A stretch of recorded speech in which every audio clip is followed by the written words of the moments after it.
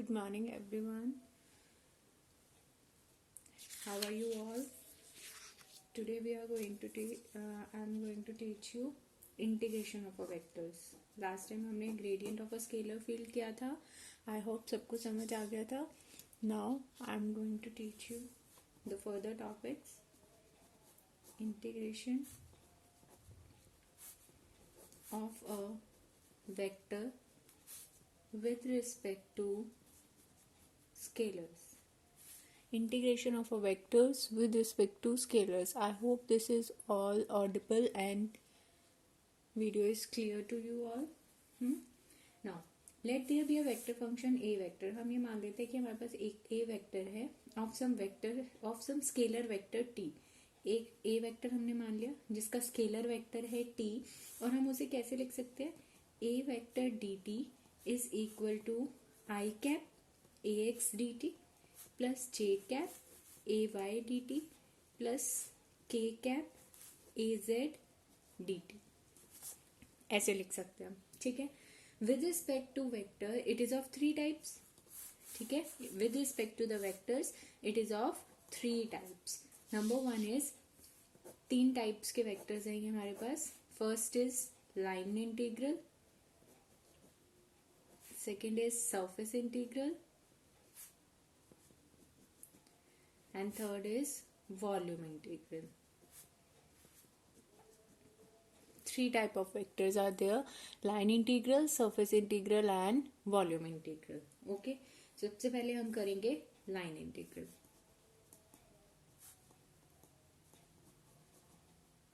Line integral. Okay, line integral x y z three dimensional plane है. ये centre of origin O. ये हमारे पास एक कर्व है A to B.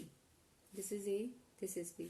इसमें हमने एक स्मॉल एलिमेंट ले लिया है, लाइन एलिमेंट जिसे हम कह रहे हैं P पॉइंट पे हमने सपोज ले लिया है dr वेक्टर. ये A वेक्टर जा रहा है यहाँ से और थीटा एंगल बना रहा है एक दूसरे के साथ. ठीक है. Let A B B any curve, कोई भी कर्व है, and let AB be any curve and dr be a small segment.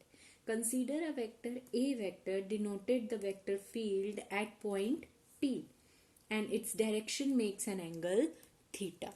Clear है? I repeat, let AB be any curve, dr vector be a small segment. Consider A vector denoted the vector field at point P and its direction makes an angle theta with that of the, किसके साथ बना रहा है? Line segment dr vector के साथ. ठीक है.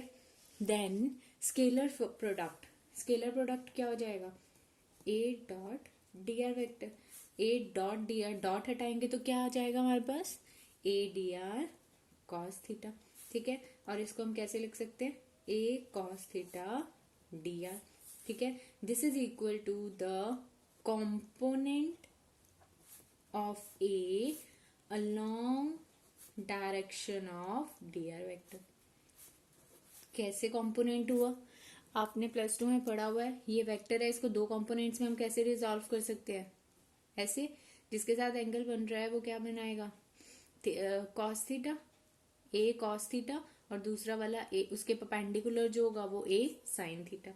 ठीक है. तो ये क्या आ गया हमारे पास? A cos theta. This is the component of A vector along the direction of dr vector.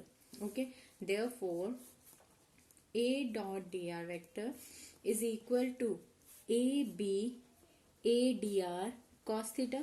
Dot हटाएंगे तो क्या आ जाएगा हमारे पास? cos theta आ जाएगा. ठीक है. इज इक्वल टू, या फिर हम इसे ऐसे लिख सकते हैं, a cos theta dr which is a component of a vector. Okay. This implies जो हमारी लाइन इंटीग्रल है is equal to the integral of the component of a vector along the tangent of a vector. ठीक है. Now अब हम line integral की importance पढ़ेंगे. इसकी इम्पोर्टेंस ये है कि अगर हमारी वेक्टर हमारी फोर्स है तो हम वर्क डन कैलकुलेट कर सकते हैं. If vector is a force then we can calculate the work done. If vector is an electric field, force है तो वर्क डन कैलकुलेट कर सकते हैं, इलेक्ट्रिक फील्ड है तो इलेक्ट्रिक पोटेंशियल डिफरेंस कैलकुलेट कर सकते हैं बिटवीन द टू पॉइंट्स के बीच में इलेक्ट्रिक पोटेंशियल डिफरेंस निकल जाएगा. In a closed path A dot dr vector, closed path A dot dr vector is a circulation of a vector. Sorry, ठीक है. A dot dr vector is a circulation of a vector. Okay, clear है यहाँ तक. एक topic बीच में miss हो गया, वो मैं इसके बाद आपको करवा देती हूँ. Okay, sorry. Integration of a vector with scalars. यहाँ पे हमने क्या बताया कि ए एक हमारे पास वेक्टर है विद स्केलर क्वांटिटी टी. तो हम ए वेक्टर डी टी को कैसे लिख सकते हैं, I cap A X D T plus J cap integral A Y D T plus K cap integral A Z D T. Clear है यहाँ पे. Now with respect to this vector हमारे पास ये इंटीग्रेशन तीन टाइप्स की है. तीन टाइप्स के वेक्टर्स हैं, line integral, surface integral and volume integral. Okay, सबसे पहले हमने पढ़ा line integral. Line integral X Y Z axis, let there be any curve A P. उस पर हमने एक स्मॉल सेगमेंट ले लिया D R vector. P point से ए वेक्टर हमने मान लिया कि हमारे पास एक वेक्टर कंसीडर कर लिया. ए वेक्टर पी पॉइंट पे है विद डी आर वेक्टर, वो थीटा एंगल बना रहा है. ठीक है, उसकी डायरेक्शन थीटा एंगल बना रही है. क्लियर है. तो ए डॉट डी आर वेक्टर को हम integral A dot D are को कैसे लिख सकते हैं, डॉट हटाएंगे तो कॉस थीटा, और इसको हम लिख सकते हैं A cos theta D R which is a component of a A vector. Okay, now इसकी इंपॉर्टेंस क्या थी. अगर हमारे पास वेक्टर फोर्स है, suppose this vector is force, तो हम वर्क डन कैलकुलेट कर सकते हैं. अगर ये वेक्टर हमारे पास इलेक्ट्रिक फील्ड है तो हम इलेक्ट्रिक पोटेंशियल डिफरेंस कैलकुलेट कर सकते हैं बिटवीन द टू पॉइंट्स. और जो क्लोज्ड इंटीग्रल है A dot D R vector, उसे हम क्या कहते हैं, circulation of a vector. Is it clear. Okay, now second topic इसी के अंदर है. सेकेंड is surface integral. Surface integral, ठीक है. सरफेस इंटीग्रल में क्या आएगा हमारे पास, again X Y Z. Line integral में सिंगल इंटीग्रल लिया जाता है हमारा. लाइन इंटीग्रल है सिंगल इंटीग्रल. ठीक है. सरफेस इंटीग्रल में हमारे पास डबल इंटीग्रल हो जाएगा. ओके, और हमारा जो वो है वॉल्यूम इंटीग्रल, उसके अंदर हमारे ट्रिपल इंटीग्रल्स आ जाएंगे. ठीक है. नाउ यहाँ पे अब हमने क्या किया, कंसीडर कर लिया एक छोटा सा सरफेस. उसके मिडल पॉइंट से हमने एक एलिमेंट ले लिया है ds vector, normal component N cap, और ये जा रहा है ए वेक्टर. ठीक है, क्लियर है. Let ds vector be the small element on the of the surface. ds vector small element है of the surface at the middle point of ds vector given by A vector. तो surface integral क्या हो जाएगा, double integral. अभी मैंने बताया line integral में single, surface में double. A dot ds vector where ds vector is a area vector. Okay, therefore जो हमारी टोटल फ्लक्स है वो किससे दी जाएगी, surface integral A dot ds vector is equal to the, dot हटाएंगे तो क्या आ जाएगा, again cos theta. Very good. Now यहाँ पे क्या आ जाएगा, हम इसको ऐसे भी लिख सकते हैं, A vector dot N cap ds. ठीक है, खिचड़ी तो नहीं मच गई, मैं दोबारा से लिख रही हूँ. Integral A dot N cap ds. ठीक है, क्योंकि ds वेक्टर हमारा एन कैप ds भी है विद अ नॉर्मल कॉम्पोनेंट. यहाँ लिख देते हैं, सिंस ds वेक्टर हमारे पास क्या है, एन कैप ds. क्लियर है. ये तो था हमारा सरफेस इंटीग्रल. समझ आ गया.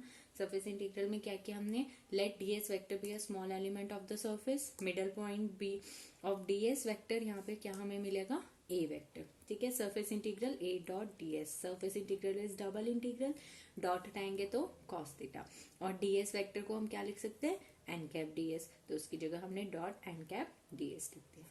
क्लियर है ना. जैसे लाइन इंटीग्रल्स की हमने इंपॉर्टेंस करी, वैसे हम इसकी भी इंपॉर्टेंस करेंगे. इंपॉर्टेंस ऑफ या significance of surface integral. Significance of surface integral को हम flux of a vector field भी कहते हैं. Flux of a vector field. ठीक है, अब हमने मान लिया कि हमारे पास कोई भी ट्यूब है जो जिसके अंदर ना लिक्विड या कोई वाटर जो है वो फिल्ड है, ठीक है, और वो फ्लो कर रहा है with a velocity v vector. Suppose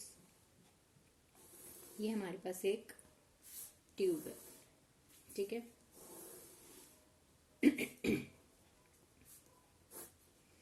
जिसकी वेलोसिटी है v वेक्टर, इसके साथ ये फ्लो कर रहा है।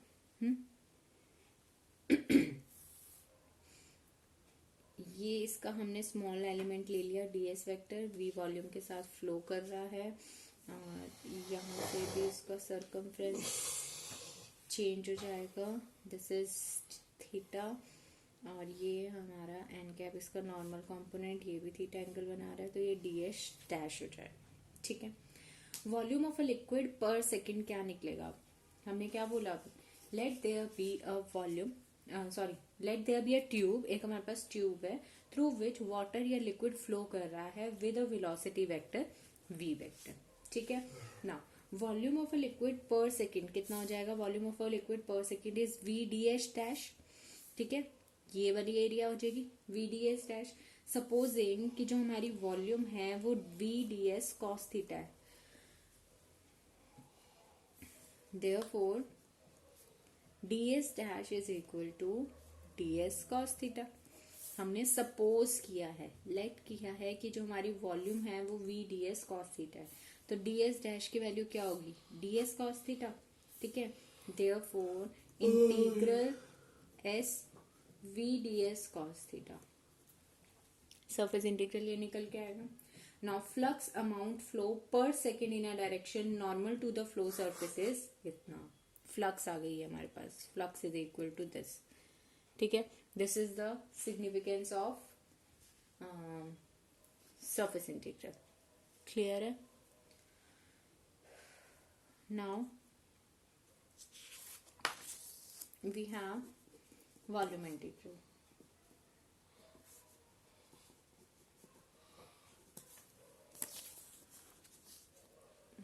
अब हम करेंगे वॉल्यूम इंटीग्रल, ठीक है। वॉल्यूम में क्या होगा, ट्रिपल इंटीग्रल आएगा, lies in both the three axis, sorry three dimensions में लाई कर रहा है, x y एंड z, ठीक है।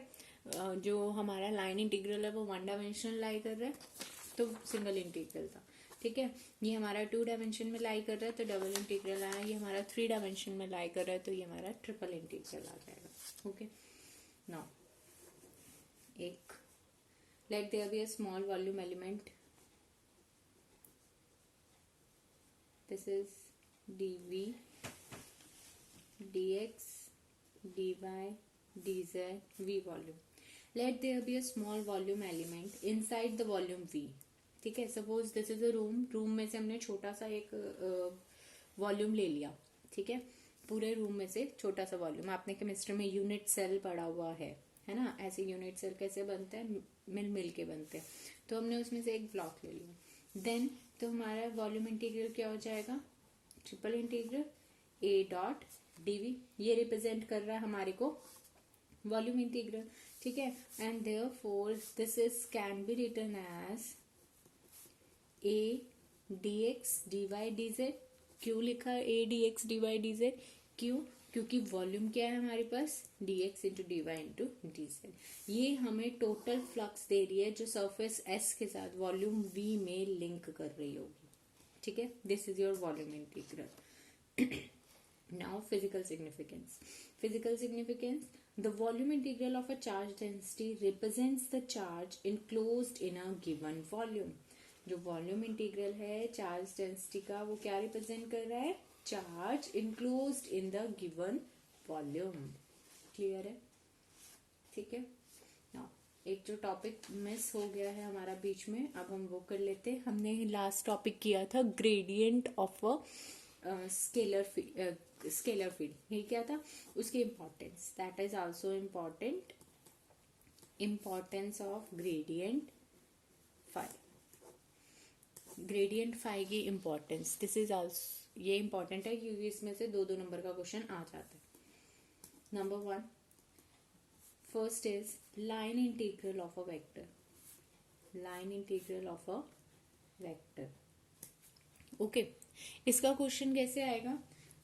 विच can be represented as a gradient of a scalar field taken between 2 points in a region is independent of path. हमें ये बताना है कि जो लाइन इंटीग्रल है वो पाथ के इंडिपेंडेंट है।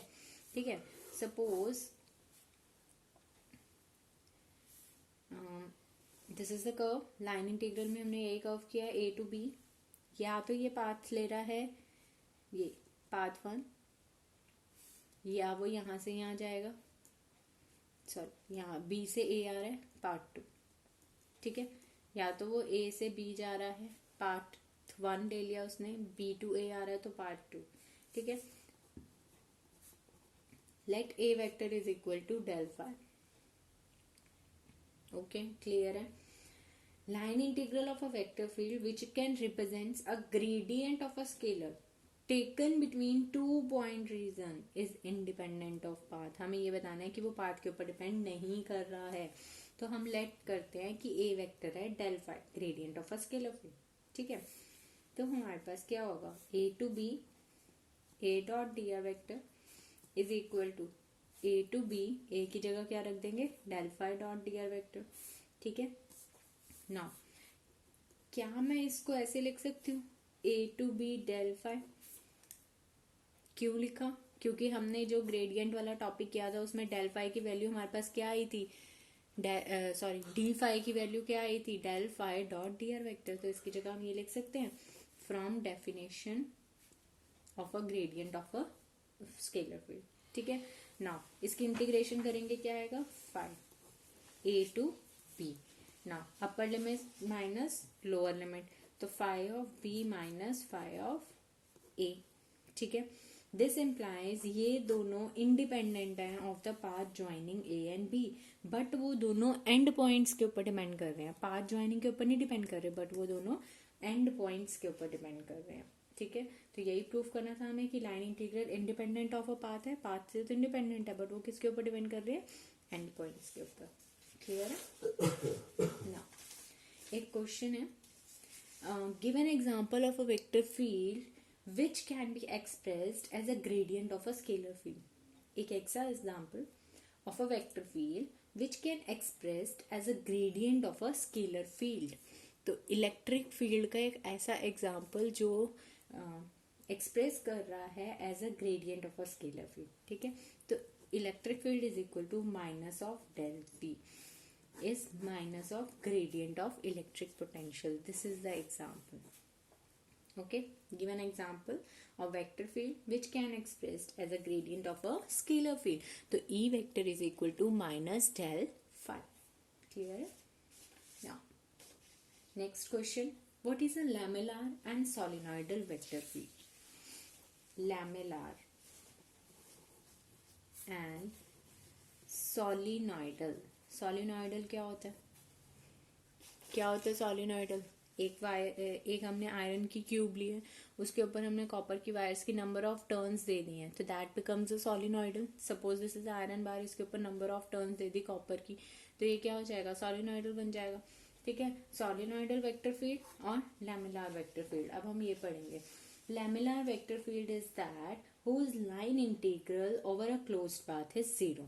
Lamellar vector field is that whose line integral over a closed path is 0.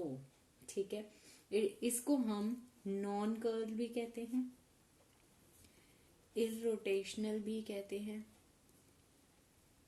और कंजर्वेटिव वेक्टर फील्ड भी कहते हैं। Conservative vector field.